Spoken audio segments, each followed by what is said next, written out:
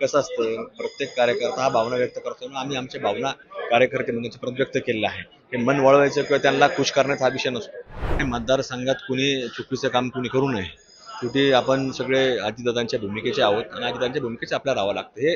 ते जे विधान असतं हे काही खालच्या लोकांनी केल्यामुळे ते विधान पुढे आलेले आहेत. हे विधान काही खालच्या लोकांनी, मुंबईतले काही विचित्र काही लोक आहेत, त्यांनी विधान केल्यानंतर त्याच नगरच्या लोकांनी विधान केलेलं आहे.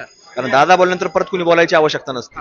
आमचा पक्ष शाहू फुले आंबेडकर विचाराचा आहे. यामध्ये कोणत्याही कट्टर हिंदुत्ववादाला स्थान नाही, अशा पद्धतीचं वारंवार राष्ट्रवादी काँग्रेसचे राष्ट्रीय अध्यक्ष अजित पवार सांगत असतात.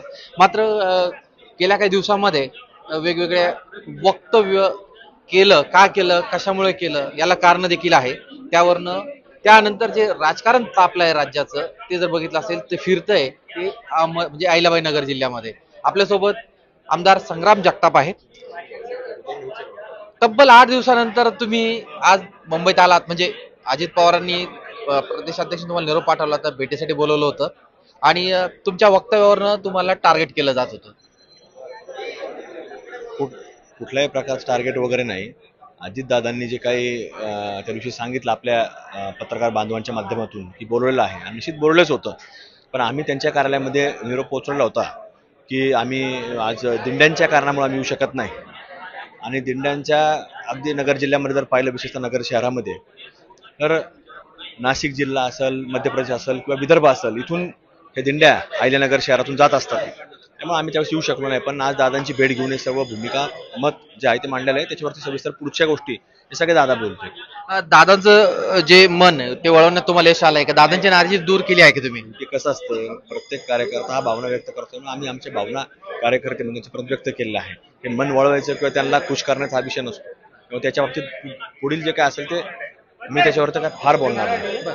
आता येणाऱ्या काळामध्ये, म्हणजे आता भविष्यामध्ये ज्या पद्धतीने म्हणजे भाजपकडनं देखील काही वक्तव्य आली, त्यांचं म्हणणं असं आहे की संग्राम जगतापांनी जे वक्तव्य केलं ते वक्तव्याचं आम्ही स्वागतच करतो, असं देखील म्हटलं गेलं. मग कुठेतरी तुमचे विचार हिंदुत्व विचारसरणीकडे जात आहे का, असे देखील आता प्रश्न उपस्थित केला जात आहे. नाही, कसं असतं, प्रत्येक पक्षामध्ये मतांतर असतं. उद्या काँग्रेसचा माणूस काय बोलला आणि एखाद्याने अभिनंदन केलं, मग त्याची काय विचारसरणी तशी नाही, तर वैयक्तिक विषय असतो. उद्या राष्ट्रवादीत बोलला, उद्या मनसेचा बोलला, कुणी 2 शिवसेना त्याच्यापैकी बोलला, याचं चालू असते. मग त्याचा अर्थ कुठल्याही प्रकारे आपण अर्थ जुळवायचं काम कुणी करू नये. शेवटचा प्रश्न घेतो भैया. आता समाजामध्ये ते निर्माण होऊ नये यासाठी आता राष्ट्रवादी काँग्रेसकडनं काही धडे दिले जाणार आहे, असं देखील बोललं जात आहे. त्या अनुषंगाने प्रदेशाध्यक्षकडनं देखील तुम्हाला काही सांगण्यात आलेलं आहे का? नाही, त्यांची अजून भेट झालेली नाही. भेटू आम्ही त्यांना, पण तेढ निर्माण झालाच नाही पाहिजे, ही आमची भूमिका आहे. मग मतदारसंघामध्ये तुमच्या एका कार्यक्रमामध्ये एक म्हणजे एका विभागाचे जे आहे त्यांनी देखील एक वक्तव्य केलं होतं, त्या संदर्भात तुम्ही मतदारसंघातील लोकांना काय सांगणार? नाही, मतदारसंघात कुणी चुकीचं काम कुणी करू नये. शेवटी आपण सगळे अजितदादांच्या भूमिकेचे आहोत आणि अजितदादांच्या भूमिकेचे आपल्याला राहावं लागतं. ते जे विधान असतं हे काही खालच्या लोकांनी केल्यामुळे ते विधान पुढे आलेले आहेत. मात्र त्यांना देखील तुम्ही समज देणार का? ज्यांनी असं विधान केलं त्यांना देखील समज देणार का? आणि समज दिलेली आहे. हे विधान काही खालच्या लोकांनी, मुंबईतले काही विचित्र काही लोक आहेत, त्यांनी विधान केल्यानंतर त्याच नगरच्या लोकांनी विधान केलेलं आहे. कारण दादा बोलल्यानंतर परत कुणी बोलायची आवश्यकता नसते. पण दादा बोलल्यानंतर काही लोक बोलल्यामुळे हा असा विषय होतो. म्हणजे तुम्हाला कोणी बदनाम करण्याचा प्रयत्न देखील करताय की ह्या अशा पद्धतीने जर राजकारण झालं असेल तर? नाही, हे बघा, राजकारणामध्ये चालू असतं, त्यामुळे फार त्याचा विचार करायची आवश्यकता नाही, मला असं वाटतं. धन्यवाद. हे होते संग्राम जगताप. त्यांनी स्पष्ट केलं आहे की जे त्यांच्या सभेमध्ये जे वक्तव्य आलंय किंवा जे वक्तव्य केलंय, जे मुंबईतील काही नेत्यांनी, एका विशिष्ट समाजाच्या नेत्यांनी वक्तव्य केल्यामुळे त्याचंच प्रत्युत्तर म्हणून अशा प्रकारे वक्तव्य केलं असं त्यांनी म्हटलं आहे. आणि आपण आज उपमुख्यमंत्री म्हणजे पक्षाचे अध्यक्ष अजित पवार यांची भेट घेतलेली आहे आणि त्यामुळे ह्या गोष्टींना आता पडदा पडल्याचं देखील त्यांनी म्हटलेलं आहे. कॅमेरा पर्सन संदेश सह प्रशांत गोडसे, लेट्सअप मराठी, मुंबई.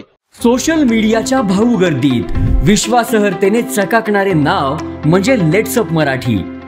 सगळ्यांना, सगळ्या नागरिकांना ती स्पीच, ती लेट्सअप वरील मुलाखती म्हणजे विचारांचा खजिना. त्यानंतरच्या निवडणुकीमध्ये मला सोडून गेले. बातम्या केवळ वस्तुस्थिती सांगणाऱ्या, न प्रोपगंडा, फक्त जनतेचा अजेंडा.